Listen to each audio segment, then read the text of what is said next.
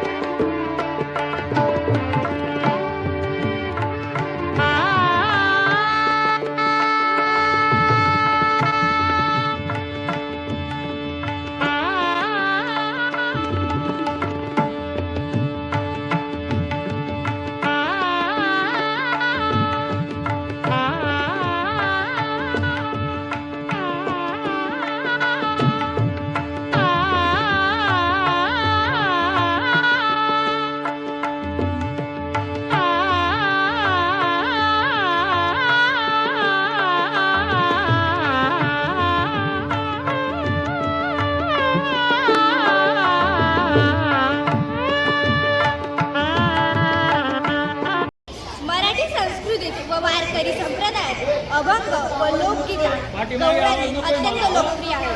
असेच एक भक्तिपर गीत घेऊन येत आहे इयत्ता 5वी ब च्या विद्यार्थिनी दुर्वा मोरे व मिहिका जगदाळे.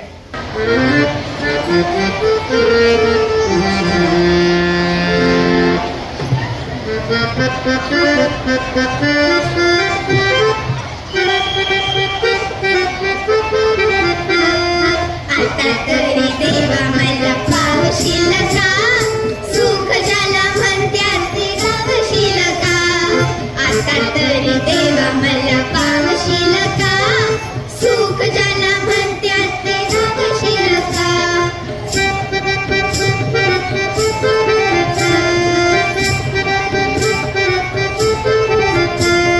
पैसा तो अन्यायाचा करे खळबळ, डावे कोणी मजुराला मारुतीचे बळ. पैसा तो अन्यायाचा करे खळबळ, डावे कोणी मजुराला मारुतीचे बळ.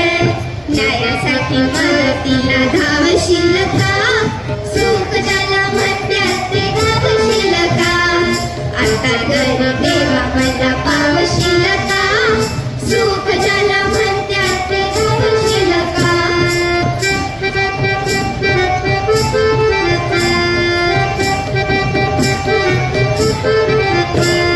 चोरी करून चोर दूर पळतो, संशयाने गरिबाला मार मिळतो. चोरी करून चोर दूर पळतो, संशयाने गरिबाला मार मिळतो.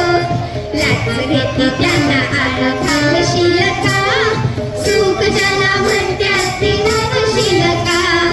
आता तरी देवा मला पावशील का, सुख ज्याला म्हणत्यात ते गावशील का.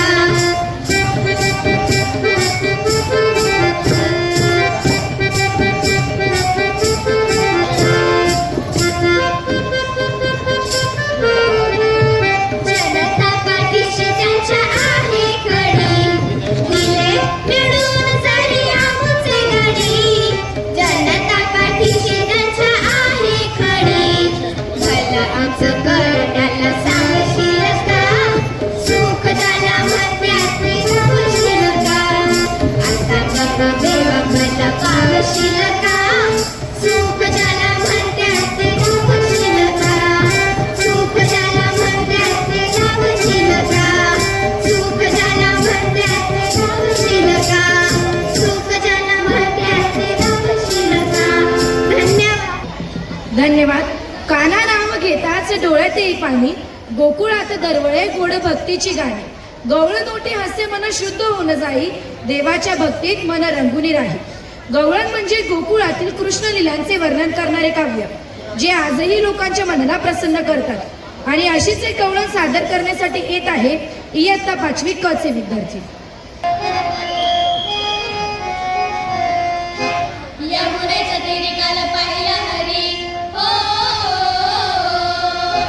यमुनेच्या तीरी काल पाहिला हरी. काना वाजवी बासरी, काना वाजवी बासरी, काना वाजवी बासरी, काना वाजवी बासरी, काना वाजवी बासरी.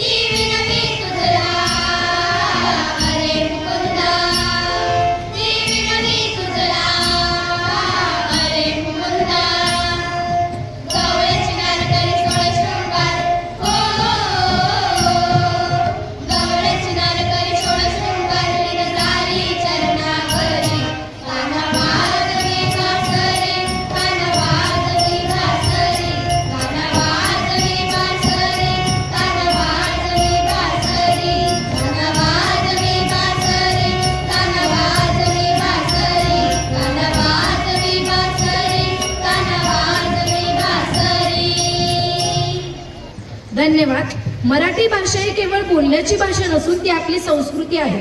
संत साहित्य, शिवकालीन इतिहास व आधुनिक विचारांची सांगड मराठीतूनच घडते.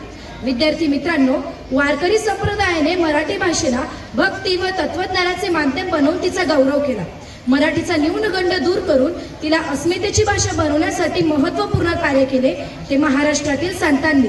व मराठी भाषेचा प्रचार व प्रसारासाठी आणि वारकरी संप्रदायाच्या कार्यावर प्रकाश टाकण्यासाठी निमंत्रित करते विद्यालयाच्या उपशिक्षिका श्रीमती शिंदे AP मॅडम. विद्यार्थी मित्रांनो, 14 जानेवारी ते 28 जानेवारी या दरम्यान मराठी भाषा पंधरवडा उपक्रम आपल्या विद्यालयामध्ये अतिशय उत्साहात संपन्न होत आहे. आणि आज या उपक्रमाची सांगता या समारोप प्रसंगी व्यासपीठावर उपस्थित विद्यालयाचे उपमुख्याध्यापक श्री ठाकरे सर, पर्यवेक्षक आदरणीय श्री पवार सर, उपस्थित सर्व शिक्षक बंधू भगिनी, शिक्षकेतर कर्मचारी आणि तुम्ही सर्व मराठी भाषेवर प्रेम करणारे मराठी रसिकजन, आज मराठी भाषेचा प्रचार आणि प्रसारासाठी महाराष्ट्रातील संतांनी दिलेलं जे महत्त्वपूर्ण योगदान आहे या विषयावर मी बोलणार आहे. विद्यार्थी मित्रांनो, सर्वप्रथम मराठी भाषेचा उगम कसा झाला हे सांगणं अत्यंत गरजेचं आहे. 98व्या अखिल मराठी साहित्य संमेलनाच्या अध्यक्षा डॉक्टर तारा भवाळकर यांनी अतिशय सुंदर विचार मांडलेला आहे. मराठी भाषेचा उगम कुठं होतो तर जेव्हा आईने बाळासाठी पहिली ओवी गायली त्याच दिवशी आणि त्याच वेळेस मराठी भाषेचा उगम होतो असं त्यांनी म्हटलेलं आहे. आणि ह्याच मराठी भाषेचा प्रचार आणि प्रसार करण्यासाठी महाराष्ट्रातील संतांची अतिशय महत्त्वपूर्ण अशी भूमिका आहे. विद्यार्थी मित्रांनो, महाराष्ट्रातील संतांचं अमूल्य हे योगदान जर आपण बघितलं तर त्यातीलच एक संत म्हणजे संत ज्ञानेश्वर. संत ज्ञानेश्वरांनी मराठी भाषेची थोरवी वर्णन करताना म्हटलेलं आहे, माझा मराठाची बोलू कौतुके परी अमृतातेही पैजासी जिंके. अशी ही माझी मराठी भाषा अमृताहूनही श्रेष्ठ आहे. संत ज्ञानेश्वरांबरोबरच संत नामदेव असतील, संत एकनाथ असतील, संत तुकाराम असतील, संत रामदास स्वामी असतील, संत कानोपात्रा असेल, संत बहिणाबाई असतील, अशा अनेक संतांनी या मराठी भाषेचा प्रचार आणि प्रसारासाठी महत्त्वाचं काम केलेलं आहे. संस्कृतमधील ज्ञान संतांनी मराठी भाषेत आणलं आणि संत ज्ञानेश्वरांनी ज्ञानेश्वरीच्या माध्यमातून मराठीलाही प्रतिष्ठा मिळवून दिलेली आहे. संत ज्ञानेश्वर हे मराठी भाषेला वैचारिक आणि आध्यात्मिक प्रतिष्ठा मिळवून देणारे पहिले महान संत मानले जातात. पूर्वी फक्त संस्कृत भाषा हीच तत्त्वज्ञानाची प्रमुख भाषा होती. परंतु संस्कृत भाषा ही जी होती ही सर्वसामान्यांना समजणं अतिशय कठीण होतं. आणि मग अशाच काळामध्ये संत ज्ञानेश्वरांनी ही संस्कृत भाषेचं रूपांतर मराठी भाषेमध्ये करून भावार्थ दीपिका म्हणजे ज्ञानेश्वरी हा जो ग्रंथ आहे हा सर्वसामान्यपर्यंत पोहोचवण्याचं काम संत ज्ञानेश्वरांनी केलेलं आहे. आणि त्याच वेळेस संत ज्ञानेश्वरांनी ही भाषेमधील जी दूरी आहे ही कमी करण्यासाठी मराठी भाषेचा आधार घेतला.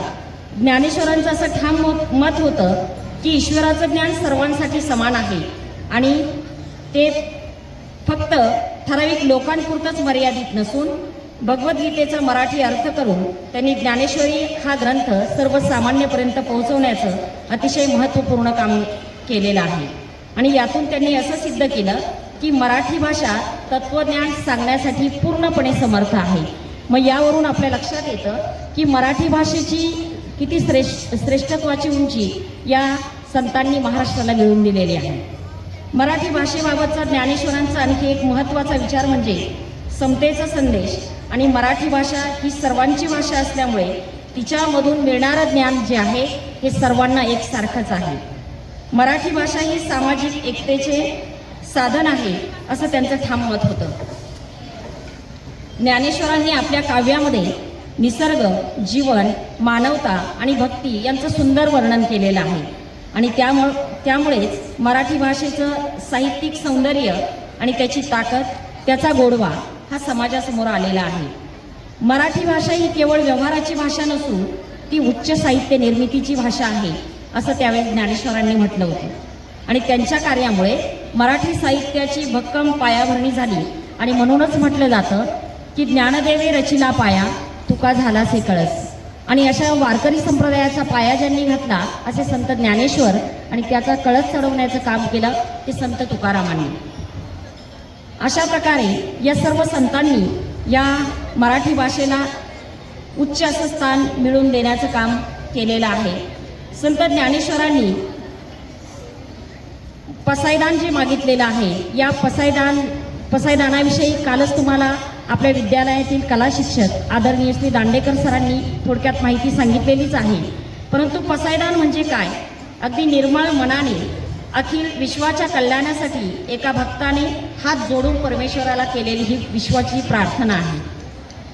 शुद्ध आणि निरागसतेने परमेश्वराजवळ विश्व कल्याणासाठी केलेले आर्त मागणे म्हणजे पसायदान.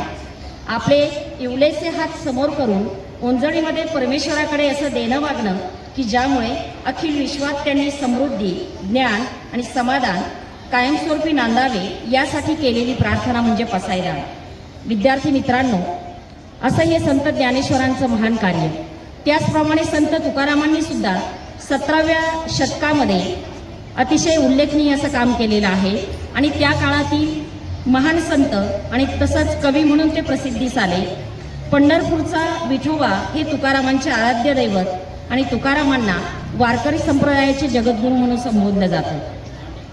तुकाराम महाराज जे आहे हे वास्तववादी, निर्भीड आणि वेळप्रसंगी समाजातील दांभिकतेवर रोखठोक बोलणारे आणि शब्दांनी प्रहार करणारे असे संत म्हणून ते प्रख्यात होते. महाराष्ट्र भूमीमध्ये ही गोडी निर्माण करणारे ते एक महान असे संत होते. त्यांनी आपल्या कीर्तनांमधून, प्रवचनांमधून समाजाला अचूक असं मार्गदर्शन केलेलं आहे. आणि विद्यार्थी मित्रांनो, त्यावेळेस संत तुकारामांनी जवळजवळ 4,500हून अधिक अभंग त्यांनी लिहिले. आणि सर्वात महत्त्वपूर्ण आणि उल्लेखनीय महाराष्ट्राच्या दृष्टीने जी महत्त्वाची बाब आहे ती म्हणजे जी अभंगगाथा तुकारामांनी लिहिली, त्या अभंगगाथेचं जे काही त्यातील जे अभंग आहे ते इंद्रायणीच्या काठी देहू या ठिकाणी असलेलं जे गाथा मंदिर आहे, या गाथा मंदिराची जी रचना केलेली आहे ती पूर्णपणे संगमरवरामध्ये हे बांधकाम केलेलं आहे. आणि या संगमरवरी बांधकामामध्ये त्यांच्या अभंगाचं त्या शिलालेखांमध्ये त्या ठिकाणी अतिशय उत्कृष्ट असं वर्णन केलेलं आहे. आणि त्या अभंगांचं कोरीव काम त्या ठिकाणी केलेलं आहे. विद्यार्थी मित्रांनो, आपण अनेक पर्यटन स्थळी जातो, अनेक वॉटर पार्कला आपण जात असतो, त्या ठिकाणी आपण आनंद घेत असतो. तो आनंदही जरूर घ्या. परंतु जेव्हा कधी तुम्ही देहू इथं जाल तेव्हा हे गाथा मंदिर अवश्य बघा. अतिशय बघण्यासारखं हे गाथा मंदिर आहे. आणि आज महाराष्ट्रामध्ये हे गाथा मंदिर म्हणजे एक महाराष्ट्रासाठी अतिशय उल्लेखनीय अशी ही गोष्ट आहे. आणि त्या ठिकाणी हे 4,000 अभंग त्यामध्ये जे कोरलेले आहे ते सुद्धा अतिशय महत्त्वपूर्ण आहे. आणि त्यावेळेस समाजामध्ये असे काही लोक होते, ते म्हणत होते की अभंगगाथा ही पाण्यामध्ये बुडालेली आहे.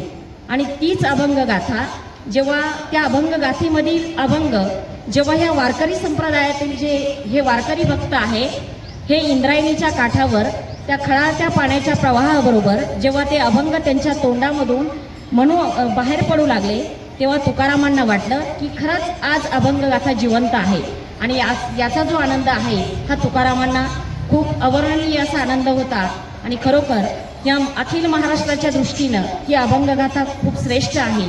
आणि या अभंगगाथेमध्ये जी काही अभंगाची रचना केलेली आहे ती आज सर्वसामान्य आणि मराठी माणसाला अतिशय प्रेरणादायी असे हे अभंग आहे. आणि या मराठी भाषेचा हा जो गोडवा आहे, ही जी आपुलकीची भावना आहे, प्रेमाची भावना आहे, ही आपण सर्वांनी जपूया. आणि हा वारकरी संप्रदायाचा जो वारसा आहे, आपण या महाराष्ट्राच्या या संतांच्या भूमीमध्ये हा वारसा असाच पुढे चालू ठेवूया. आणि मराठी भाषेविषयी अभिमान बाळगूया आणि मराठी भाषेचं संवर्धन करूया. एवढं बोलून मी माझ्या वाणीला पूर्णविराम देते. जय जय रामकृष्ण हरी. जय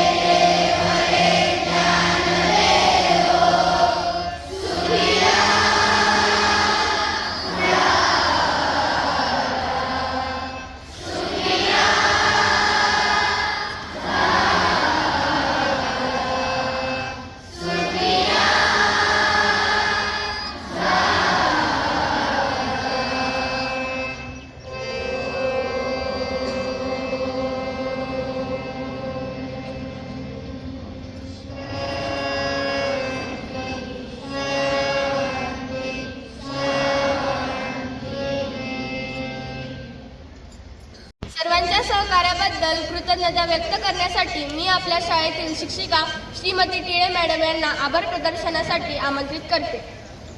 विद्यार्थी मित्रांनो, गेल्या 15 दिवसापासून आपल्या विद्यालयामध्ये मराठी भाषा संवर्धन पंधरवडा अतिशय उत्साहात आनंदात असा सुरू आहे.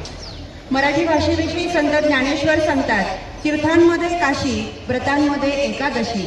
तीर्थांमध्ये काशी, व्रतांमध्ये एकादशी, भाषांमध्ये तैशी, मराठी शोभिवंत. अशा हा आपल्या मराठी भाषेचा गौरव आहे, जिला समृद्ध असा इतिहास आहे.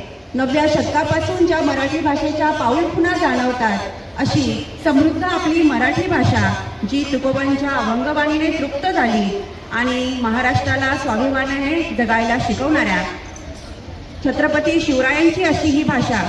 अशा या मराठी भाषेचा जागर आपल्या शाळेत जर होणार नाही तरच नवल आहे.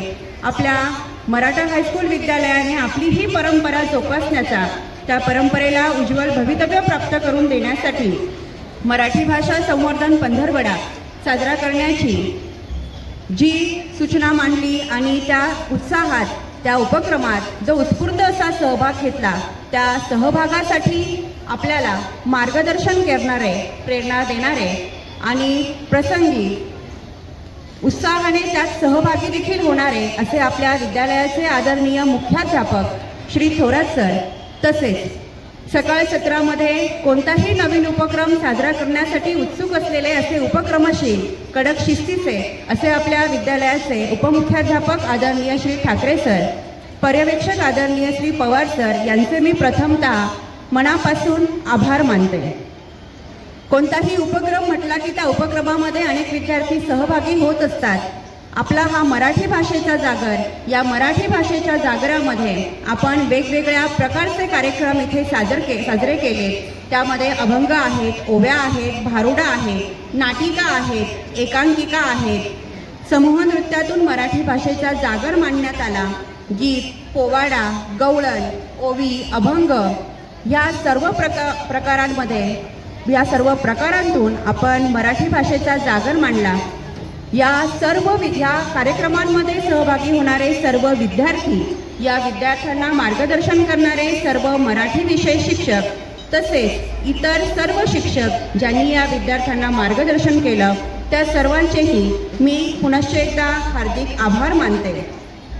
मराठी भाषा म्हटली की ग्रंथांचं महत्त्व हे अलौकिक आहे आणि यातच ग्रंथ प्रदर्शन ही अत्यंत महत्त्वाची अशी घडामोडी किंवा महत्त्वाची घटना आपल्या विद्यालयातील विद्यार्थ्यांना सुद्धा अनुभवायला मिळाली. आपण सर्वांनी काल ग्रंथ प्रदर्शनाचा आनंद घेतला, अनुभव घेतला. त्या ग्रंथ प्रदर्शनास मदत करणारे आपल्या विद्यालयाचे आदरणीय ग्रंथपाल श्री कोरडे सर यांचे देखील मी या प्रसंगी आभार मानते. कोणताही कार्यक्रम जेव्हा साजरा होत असतो तेव्हा ज्याला जी साथ संगत लागते, जी संगीतमय संगत आणि मार्गदर्शन आपल्या विद्यालयाचे संगीत शिक्षक आदरणीय श्री दांडेकर सर यांनी दिली, त्याबद्दल मी त्यांचेही आभार मानते. कारण त्यांच्या साथ संगतीशिवाय कोणताही कार्यक्रम सुरेल असा होणं शक्य नाही. याशिवाय या मराठी भाषा संवर्धन पंधरवडा दिनानिमित्त हस्ताक्षर स्पर्धा घेण्यात आल्या.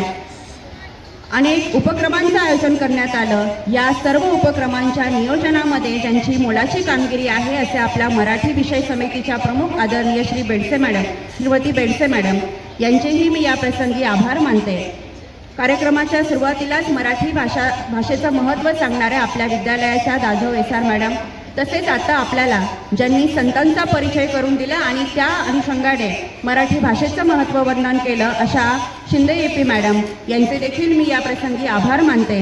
अतिशय सुंदर असं फलकलेखन करणारे आपल्या विद्यालयाचे कला शिक्षक आदरणीय श्री खताळे सर, आदरणीय श्री मुळाणे सर आणि आदरणीय श्रीमती वाघ मॅडम यांचे देखील मी या प्रसंगी आभार मानते. तसेच आपल्याला प्रत्येक वेळी आपल्या कार्यक्रमाची तयारी करण्यासाठी ज्यांचं सहकार्य झालं असे आपले मुळक मामा, गांगुडे मामा, कांडेकर मावशी या सर्वांचे देखील मी या प्रसंगी आभार मानते. आणि अत्यंत महत्त्वाचं म्हणजे तुम्ही सर्वांनी ह्या कार्यक्रमांचा अनुभव घेतला. प्रत्येक कार्यक्रम अत्यंत शांतपणे आणि समजून घेऊन ऐकला, पाहिला, अनुभवला. त्याबद्दल तुम्हा सर्व विद्यार्थी मित्रांचेही मी आभार मानते. आणि पुनश्च एकदा सर्व गुरुजनांचे, मार्गदर्शन करणाऱ्या सर्व शिक्षकांचे, विद्यार्थ्यांचे, मुख्यतः श्री पवार सर यांचे देखील मी या प्रसंगी आभार मानते आणि अध्यक्षांच्या अनुमतीने आजचा हा कार्यक्रम इथे संपन्न झाला असं जाहीर करते. धन्यवाद.